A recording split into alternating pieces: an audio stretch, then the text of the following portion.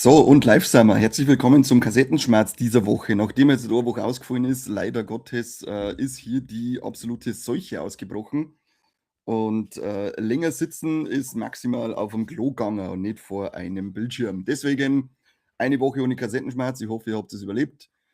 Und ich habe meine unglaubliche Männergrippe auf alle Fälle schwer beschadet zwar, aber überlebt und bin jetzt wieder da für euch. Und wir haben so viel Scheiß da, ey. So viel, schaut's, 1000 Zettel habe ich da zusammengekriegt für euch, damit wir da wirklich richtig krass viel halt anschauen und schmatzen können. Aber zuerst wieder mal, durch das, dass ich jetzt gerade mal bei mir auf YouTube laufen habe lassen, ist mir aufgefallen, dass wir ständig unseren Trailer vergessen zu zeigen. Drum gibt es ihn jetzt halt mal wieder zu sehen. Dafür wurde er ja gemacht. Never, hier, zauberhafter Trailer.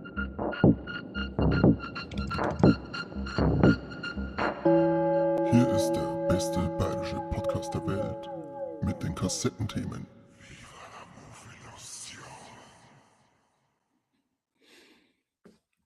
Wie immer wunderschön, oder? Wunderschön nix. Der Bartige ist da. Jawohl, Kassettenschmerz sagt er. Schönen guten Tag und gleich mal ein Fatty Potato an den Javier Marquez, also known as Cecil Pupsberg Sepp. Und vielen, vielen Dank für die Anzahlung an das nächste Pokémon Booster Pack, das ich natürlich für die wieder dabei habe. Und wir haben heute wieder eine optimale Ordnung mit dem hässlichen Megastarmie von drauf. Und zugleich haben wir noch einmal One Piece OP15 dabei. Das unboxen wir halt noch, bevor wir weitermachen nächste Woche mit den 14ern. Und ich habe mich, da schaut's her, ich hab mich verletzt, weil ich zackig, schnell geschaut habe, dass ich noch alles herrichten kann für euch, weil ich halt voll unter Strom und unter Stress gestanden bin. Ich habe deswegen auch nicht für alles Bilder heute, aber ich versuche es einfach immer unterm Schwätzen einzublenden. Also, und wem es nicht passt, wer sich beschwert, der kriegt auf die Schnauze. Das wisst ihr eh. Das wisst ihr eh. Der kann sich dann kommende Woche, dieses Wochenende, nein, oder doch? Ja, weil am Freitag geht's los, Donnerstag geht's los. Hardline in Regensburg. Der kann sich kommen und kann sich dann, wenn er sich beschwert, da seine Sackschellen abholen von mir. Und sich natürlich schöne Kassetten anschauen. Oder am Freitag was sagt er, jetzt muss ich wieder weitermachen, bis bald, ihr macht es schon mit die Pokémon Logo, regelt mal für die und du kannst es später anschauen, ob wir reich geworden sind.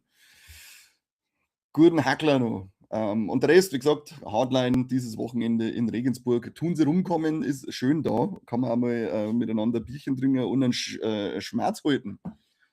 Und wer es nicht aufs Hardline schafft, der geht entweder wieder auf Vilsbiburg, Neufahren, Oerding oder Voigtgreiburg in den Nacht des guten Geschmacks mit dem Angriff der Lederhosen-Zombies aus unserem Nachbarland von die guten Ösis.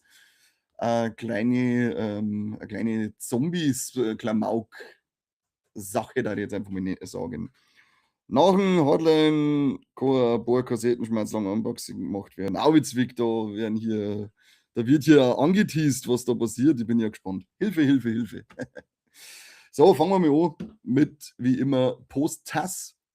Es ist und Trailers. Mittlerweile gibt es ja den ersten Trailer zum Ice Cream Man vom Eli Roth und dazu auch ein neues Poster. Der Trailer schaut cool aus, sagt aber nicht wirklich was aus. In meinen Augen fällt und steht die Sache wieder mal damit, ob er bei die Splattereien draufholt oder abblendet.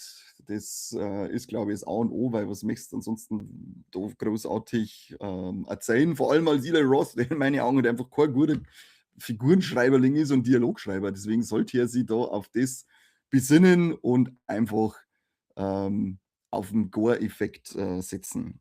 Ist der Dragon Grey Arm Hardline? Na, der ist leider wieder nicht da. Aber er ist jetzt im Chat gerade. Aber der schlecht wird Gesundheit, das stimmt, ja. Das stimmt. Deswegen bin ich ja nicht mehr der Gesündeste. Vor lauter Stress hier.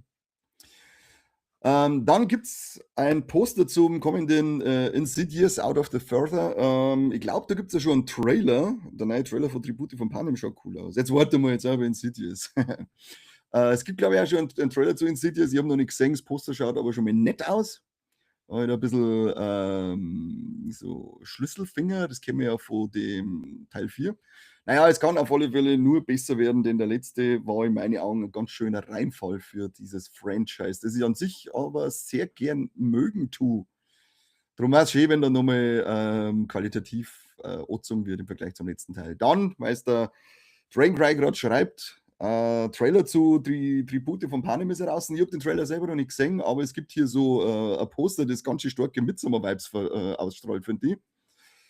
Schreibt es vielleicht mal in den Chat rein, wie der Trailer so wirkt, wie der ist.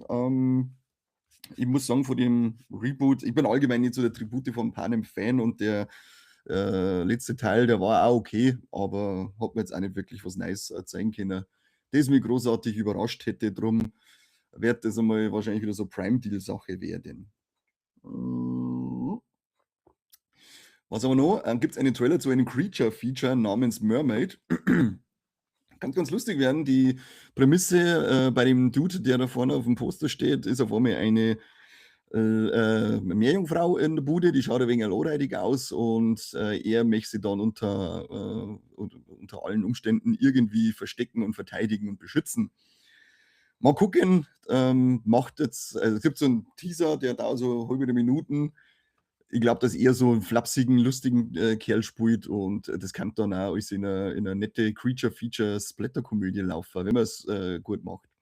Gerade ist ja wieder irgend so ein Schweinekon, ich weiß jetzt gerade nicht wo, ist es Las Vegas, kann das sein? Auf alle Fälle kurz vorm Kassettenschmerz haben sie noch neue Poster zu Spider-Man Brand New Day rausgehauen. Wir haben wieder mal die Hand hier.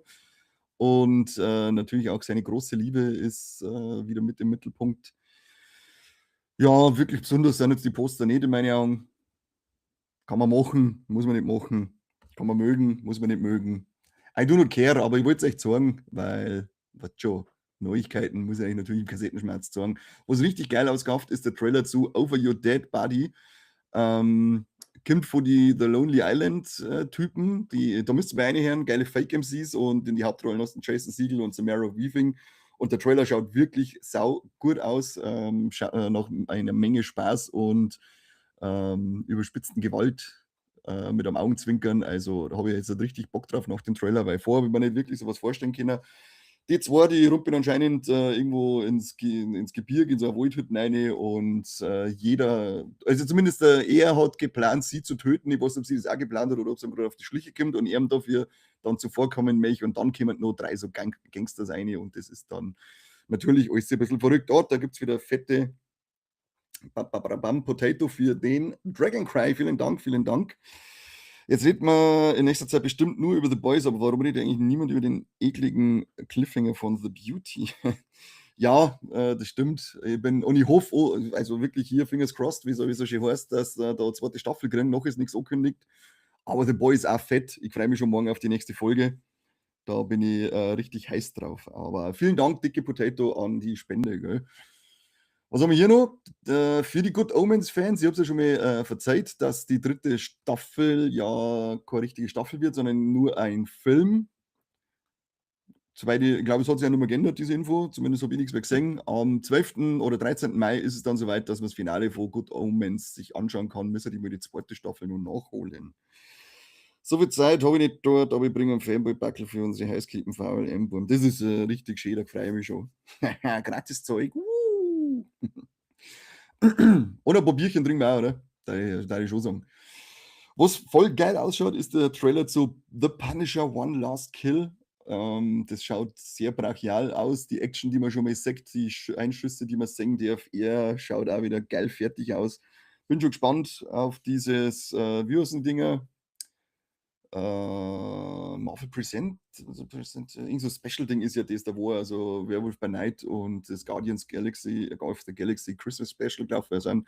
Auf alle Fälle wird das auch, da unter dem Motto läuft auch The Punisher. Schaut mir den Teaser an, der verrat nichts von der Story, sondern gibt nur ein Gefühl von dem, was wir da sehen werden. Ein paar Bier sind ja obligatorisch. Das ist eh klar. Ist eh klar. Ohne Bier geht ja nichts. Sind ja alle schwer alkoholkrank. So, und was mich voll gefreut hat, die Ankündigung, die gekommen ist, es gibt endlich nach 20 Jahren eine Fortsetzung zu Behind the Mask.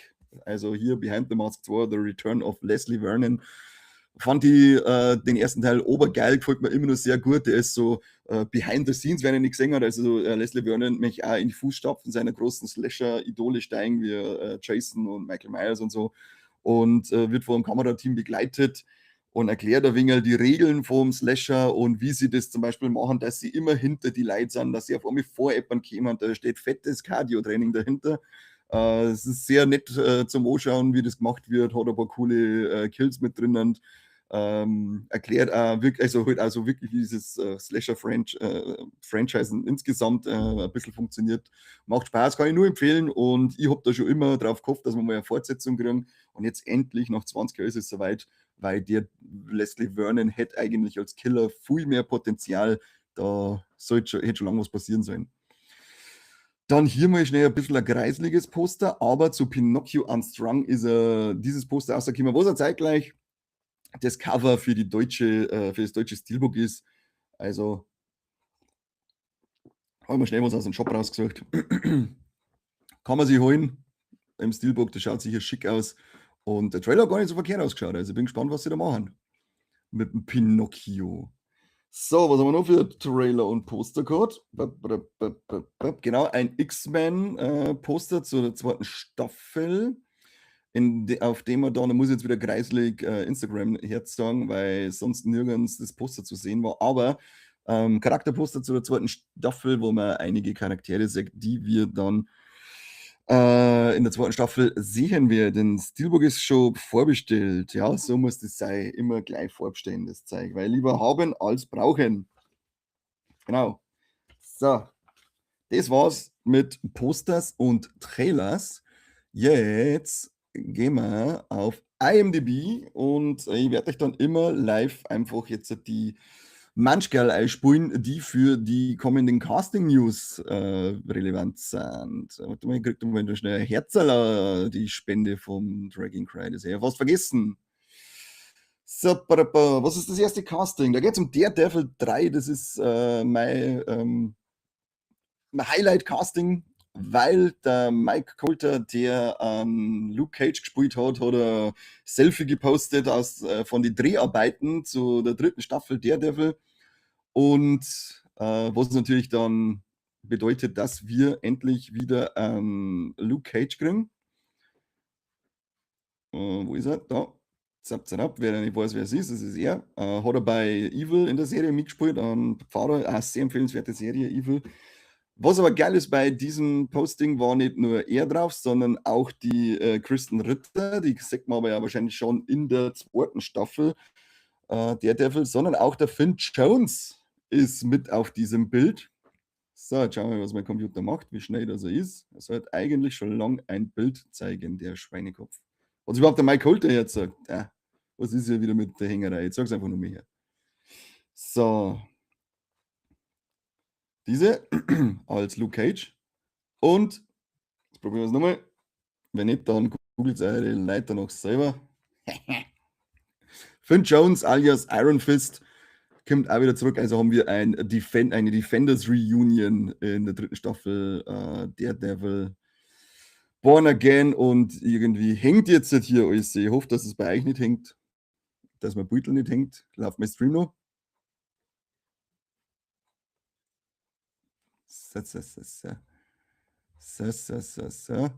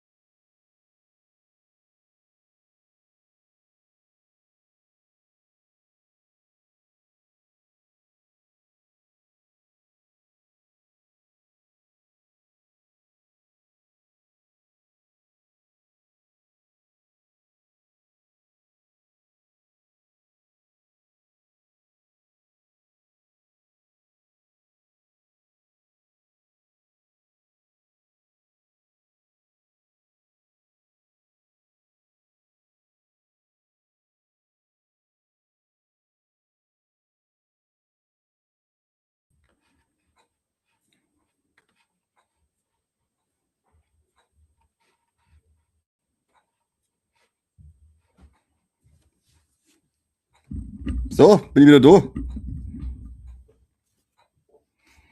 Bin ich wieder da? Hört man mich wieder? Sieht man mich wieder? Mal gucken. Grauenhaftigst hier. Falle, jetzt geht's wieder ab hier. Da ist er ja wieder, sagt er. Holst wahrscheinlich einen Smashburger. Ah, hau ab mit dem Smashburger. Hau ab mit dem Smashburger. So, ich weiß nicht, was man jetzt als letztes gesehen hat. Ich weiß nicht, was das jetzt gerade für eine Schweinekacke wieder war. Aber wir machen jetzt halt einfach weiter. Zuletzt habe ich, glaube ich, Mike Colter noch gezeigt, oder? Den habt ihr gesehen, der Katze hier, hallo, der an Luke Cage gespielt hat und jetzt hat hier noch auf dem Post, den er gemacht hat, war auch der Finn Jones, der an Iron Fist gespielt hat. Heißt, in spätestens Daredevil Born Again Staffel 3 kriegen wir mir eine Defenders Reunion und das freut mich selber sehr, weil ich das Casting von den Figuren super fand. Die Schauspieler haben geil passt, vor allem eben der Mike Colter als Luke Cage. Nur die Geschichten halt der Daredevil-Serien waren dann irgendwie irgendwann nicht mehr so toll. Und da man jetzt halt schon gesehen hat, was Disney mit dem Daredevil im MCU macht, kann man, glaube ich, beruhigt schlafen und hoffen, dass sie das auch mit der Kristen Ritter als Jessica Jones, Iron Fist und Mike Colter machen. So, dann nächstes Casting. Dass wir das jetzt hier ein bisschen vorsichtig machen, die ganze Sache, nicht, dass wir wieder abkacken. Fiona Dourif, wer es kennt. Oh, oh, bei mir loadet schon wieder ganz langsam. Brechen wir mal sofort das Teilen ab. Und hoffen wir, dass wir nicht wieder abkacken. So, machen wir jetzt ganz einfach. Wir teilen jetzt nicht mehr, sondern ihr müsst euch heute dann vielleicht danach selber anschauen. Das hilft nicht. Fiona Dourif ist gecastet für einen von Robert Downey Jr. produzierten Horrorfilm namens A Head Full of Ghosts. Und die Fiona Dourif kennt man vielleicht vor allem aus der Chucky-Reihe. Sie hat ja dann da eine Rolle übernommen ab Curse of Chucky, kann es sein? Ist die Tochter von Brad Dourif, der damals den Killer gespielt hat, der dann in die Chucky-Puppe eingefallen ist, wo mir jetzt leider der Name entfallen ist. Chuck, keine Ahnung, schreibt es in die Kommentare eine, wie der Killer aus Chucky geheißen hat. Peter Dinklage ist in Alien Earth 2 gecastet. Man kennt ihn als Tyrion zum Beispiel oder jetzt zuletzt in der ersten Staffel Dexter Resurrection vorgekommen, wo es auch ein gutes Stichwort ist, denn da hat so den Zettel verloren. Nein! Naja, gingen ein paar Castings verloren. Denn da ist jetzt halt auch der, wie heißt der? Un momento, por favor. Dan Stevens gecastet worden für die zweite Staffel Dexter Resurrection und den kennt man wiederum aus zum Beispiel Legion oder ich glaube zuletzt hat er bei Godzilla und Kong mitgespielt. So, wen haben wir noch? Die Schreiberlinge für den kommenden X-Men-Film, Lee Sung-Jin und Joanna Kalo, die haben, glaube ich, unter anderem bei The Beef und The Bear oder The Pit and the Bear schon mitgewirkt als Schreiberlinge. Heißt, die können Geschichten erzählen, die können Figuren schreiben und das ist ja schon mal ein sehr guter Grundstein für diesen kommenden X-Men-Film.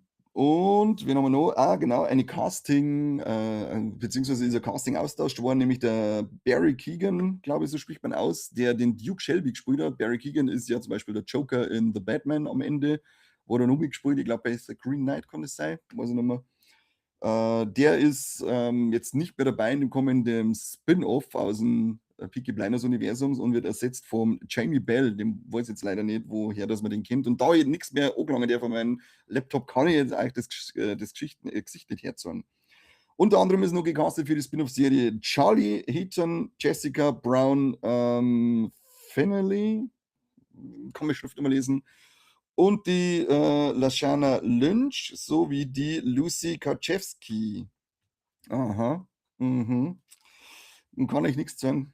Wie gesagt, müsst ihr auf Pause jetzt dann drucken. Schaut es dann auch noch mal, drückt auf Pause und schaut euch dann die Leute an, die ich da verzeihe. Keine Ahnung, was hier halt wieder los ist. Da ich meinen Zettel jetzt verloren mit den restlichen Castings, verzeihe ich jetzt auch nicht mehr zu den Castings. Aber dafür gehen wir jetzt schon zu den News und Ankündigungen. Und die coolste Ankündigung ist, dass der Legend of Zelda Film ist abgedreht. Das heißt, es dauert nicht mehr allzu lange, bis man vielleicht einmal wieder die ersten richtigen Beutel dann noch sehen. Man hat ja schon was gesehen, aber so richtige Promo-Beutel, vielleicht auch ein kleiner Teaser mal. Da bin ich schon richtig heiß drauf. Dan Stevens, der Goat, von dem ist alles gut, besonders der Guest. Ja, da bin ich dabei. Ich mag den Typen auch sehr gern. Und falls du nicht gesehen hast, schau dir Leech noch, Weltklasse-Serie. Das ist richtiger Mindfuck-Shit.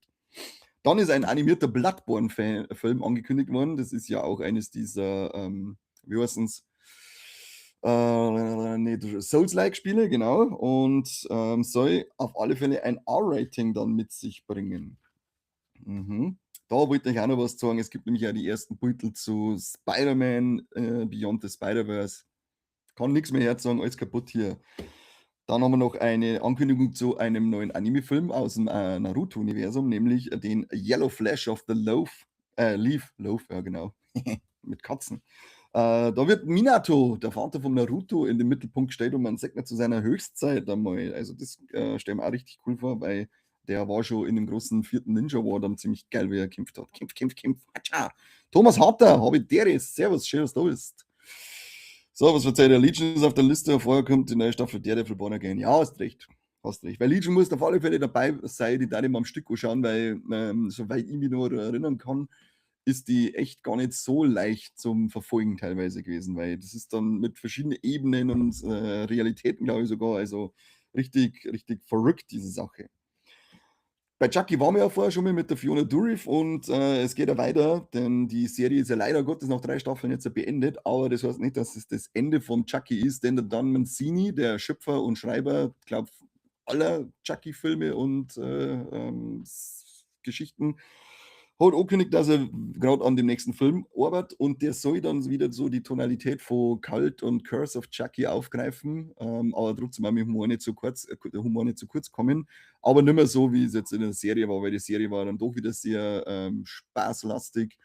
Und was am wichtigsten ist, sie soll ja weitergehen, weiter die Geschichte weiterspinnen. Also es wird nicht einfach neu angefangen, sondern Chucky bleibt seiner Kontinuität treu, die er seit eigentlich Teil 1 aufweist. Ich glaube ja, dass es wirklich eine durchgehende Geschichte ist, ohne irgendwie mal ein Reboot oder irgendwas zurückzusetzen. Auch wenn, ich glaube, damals Cult of Chucky oder Curse of Chucky, weiß ich nicht, welcher das der erste war, vermuten hat lassen, dass das ein bisschen ein Reboot ist. Aber während dem Schauen merkt man dann, ist es ja gar nicht. Cooler Kniff damals. Welcome to Wrexham wird um 3 Staffeln verlängert. Also diese Ryan Reynolds Fußball-Sache, wo ich bis heute noch nicht weiß, ist es eine Doku, ist es eine Serie, was ist das überhaupt? Keiner weiß. Was? Das wäre erst jetzt, dass die Chucky-Serie nicht weitergeht. Das macht mich jetzt traurig. Ich wollte nicht traurig machen, I'm so sorry. Aber zumindest geht es ja in Filmform weiter. Also die Geschichte wird weiterzählt. Sei nicht zu traurig. Was ich voll geil finde als Ankündigung ist, dass endlich anscheinend was mit einem Metal Gear Solid Film vorangeht, auf den da ich auch schon lange warten, weil das finde ich, dieses Franchise, diese Geschichte hat ja ein riesiges Potenzial, verfilmt zu werden und ist ja auch damals mit Teil 1 ist eigentlich so losgegangen, dass man so dieses Cineastische in Filme mit einbringt, in Spiele mit einbringt. Der, wie heißt der, Hideo Kojima hat ja damals so ich glaube so, man kann fast sagen, so zum ersten Mal oder zumindest zum Mainstream-fähig die Spiele- und Filmwelt miteinander verflochten, als Metal Gear Solid 1 rausgekommen ist. Und der Final Destination Bloodlines Regisseure Zach Lipowski und Adam B. Stein sind jetzt erst einmal im Topf für die Verfilmung. Geb schneller. Rooster kriegt eine zweite Staffel. Die Steve Carell geführte Serie auf HBO Max. Ich habe noch nicht reingeschaut, ist aber sehr gut bewertet, wird sehr gut besprochen. Drum, ja, gut für die Leute. Meine Katzen randalieren schon wieder irgendwie. Oh Gott, bin ich ja gespannt, wenn ich fertig bin hier und aufstehe, was ich dann wieder aufräumen darf. Naja, gucken wir mal. Dann haben wir Extraction 3 oder wie Mike und Corby sagen, die Extractor.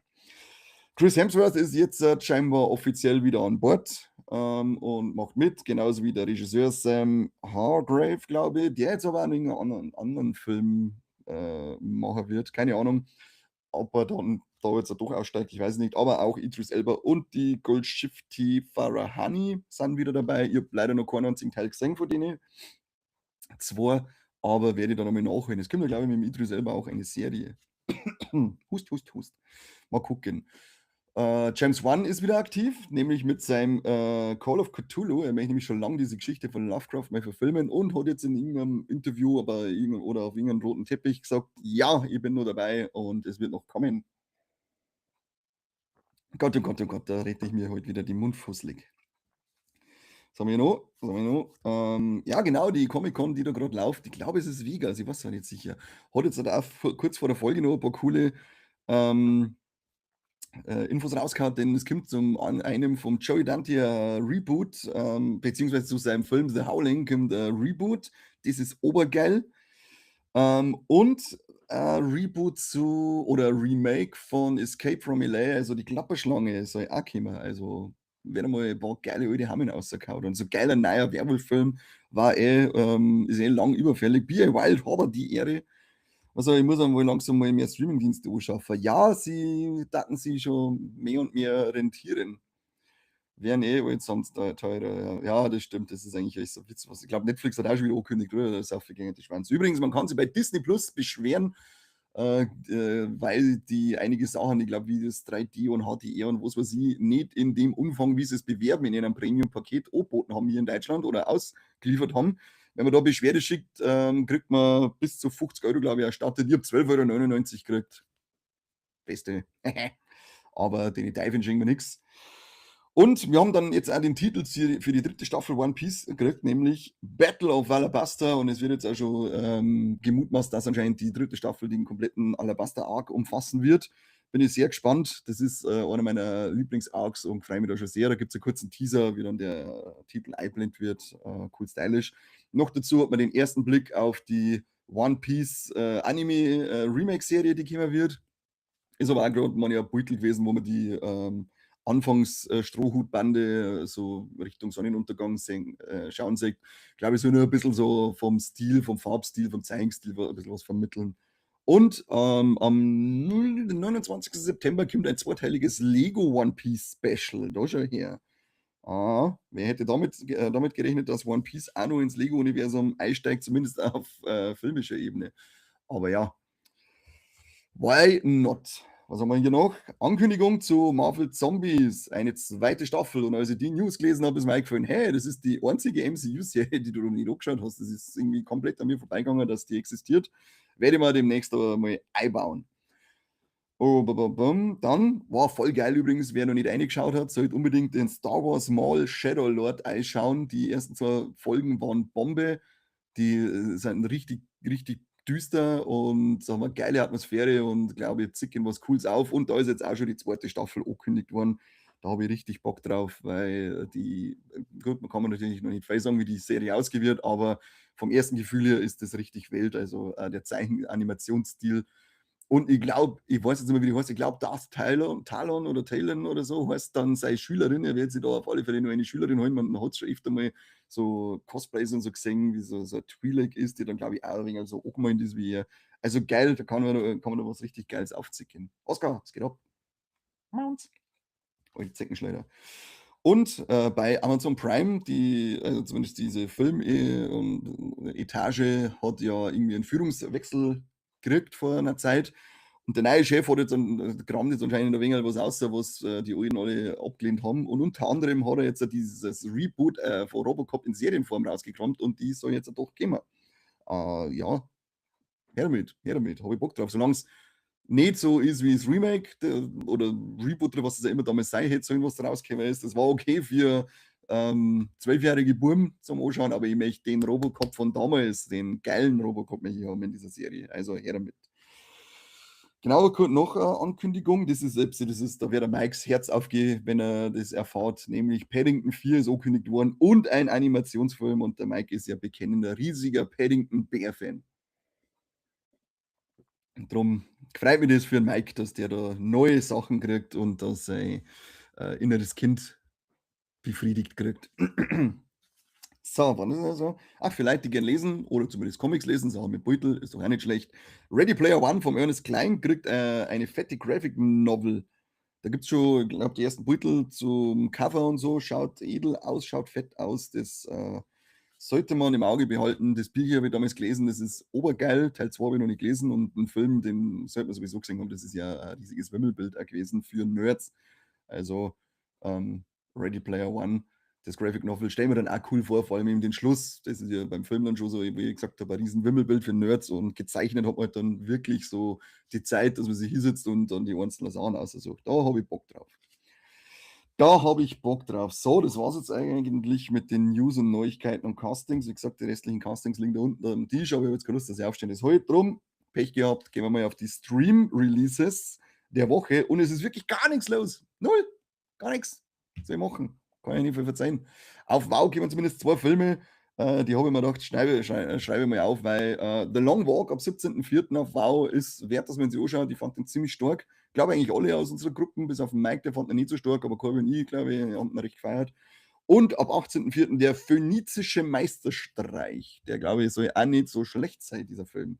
Werde ich mir mal anschauen. Ansonsten habe ich zumindest mal aufgeschrieben, die neuen Folgen, also wo man Trost sei, wo jeder gute Droh ist, aber ich sage euch nochmal, denn es kommen neue Folgen in dieser Woche natürlich zum Mall Shadowlord, wie ich gerade gesagt habe. The Boys morgen, neue Folge, die dann Invincible morgen, neue Folge, Doro Staffel 2 geht weiter, Scrubs geht weiter, Malcolm mittendrin ist ja auch Thema, weiß jetzt aber nicht, ob da alle 4 Folgen auf einmal heraus sind oder ob das auch wöchentliche Releases sind, wir sind ja gerade 4. Demons of the Shadow Realm geht weiter. Das ist ja der neue Anime vom Full Metal Alchemist Macher. Die erste Folge hat einen coolen Stil. Bin ich gespannt, wie das weitergeht. Also, und One Piece natürlich am Sonntag die neue Folge. Also habt auf alle Fälle was zum Schauen.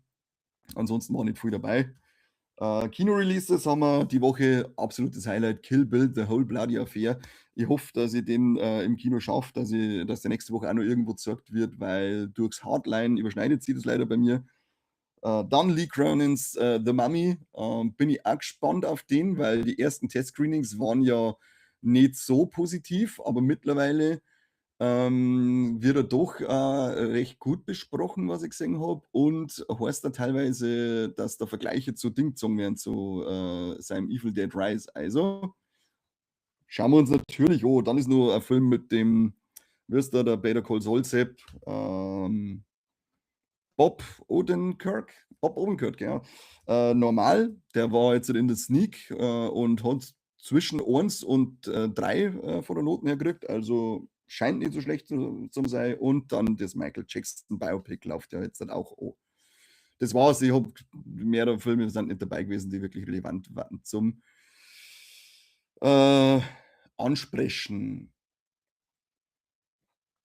Und der Mike war auch wieder ganz nett und lieb. Dicke Kartoffler Mike, er hat mir geschickt, was an Streaming, an physischen Releases kommen. Jetzt muss ich kurz mal schauen, wie man den Namen ausspricht. Ich habe nämlich den Film, glaube ich, letzte Woche schon bei den Streaming-Charts dabei, Starts dabei gehabt und nicht gewusst, wie man den ausspricht. Let's try it again. Okay, mein Leo findet das nicht.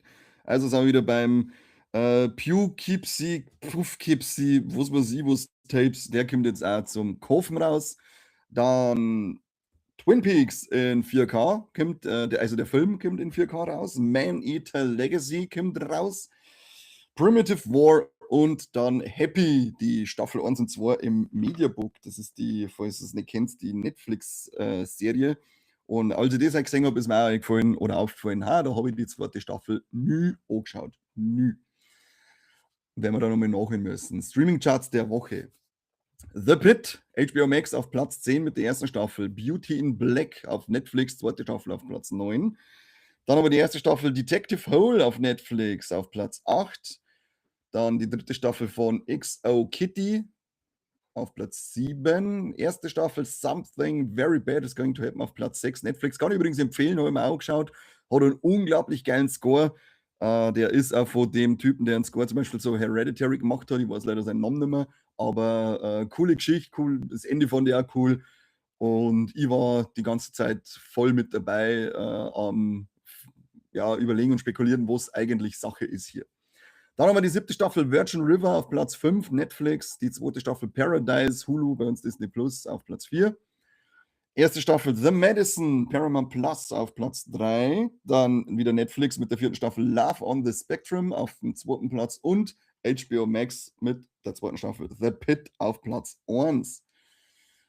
Muss jetzt dann doch mal reinschauen, was das mit dem The Pitt auf sich hat, weil das ja auch wirklich so unglaublich gut besprochen überall wird, und ich weiß überhaupt nichts davon. Naja, ich habe jetzt mal mit Heated Rivalry angeschaut, weil das ist ja auch so eine unglaublich gefeierte Serie.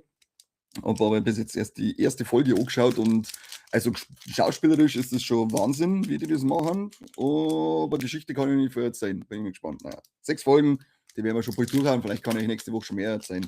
Jetzt machen wir erst einmal ein Sesselsepp, sein Unboxing, optimale Ordnung mit hässlichen Megastarmi vorn drauf. Danach muss ich nochmal ganz viel Wasser trinken, weil der Corby und ich nehmen für euch übrigens heute noch ein riesiges The Mandalorian-Paket auf, nämlich 2 Folgen zu Mandalorian Staffel 2, Book of Boba Fett und Mandalorian Staffel 3 als so kleiner Snake mit The Road to The Mandalorian in Grogu-Film.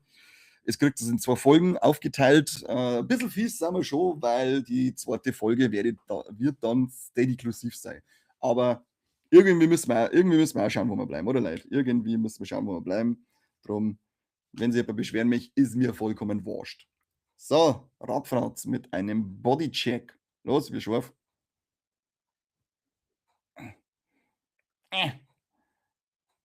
Jetzt halt.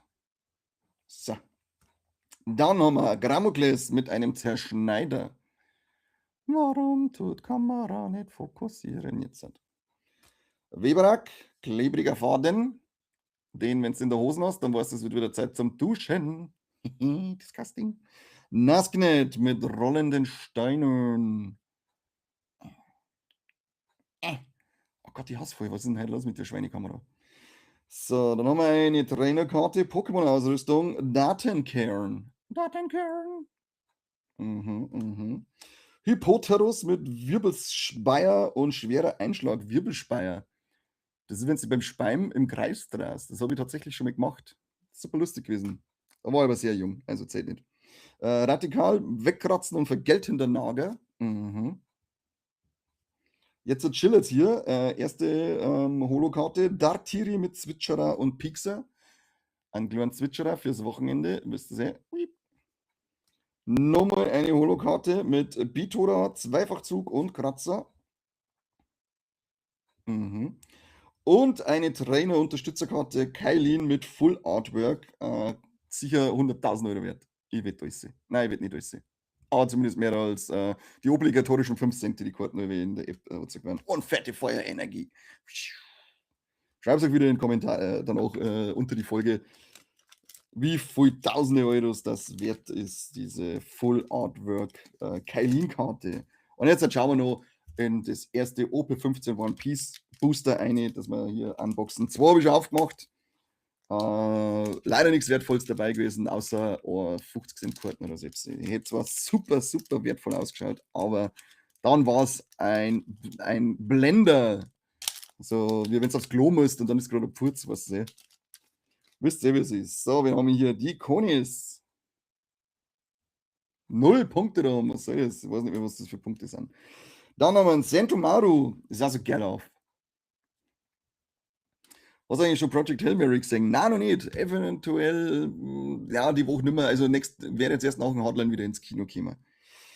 Dr. Hookback. Kamakiri. Den habe ich schon drin gehabt. Das weiß ich. Die Clubschauen kenne ich sofort wieder. Dressrosa Kingdom, cool. Schau, wie ich jetzt mit geil meine fette Wunden reinholt. Das ist so krass verletzt. So, Mont Blanc Noland. Keine Ahnung. Mont Blanc Noland. Den Ryuma, den habe ich glaube ich auch schon. Monkey D. Luffy. Geilen Schweinekatzen, die Miauben Brothers. Was ist das? Haben wir hier nochmal einen Monkey D. Luffy. Und nochmal einen Monkey D. Luffy. Aber diesmal in der Geistversion. Wie hat er da geheißen? Steht das da drauf?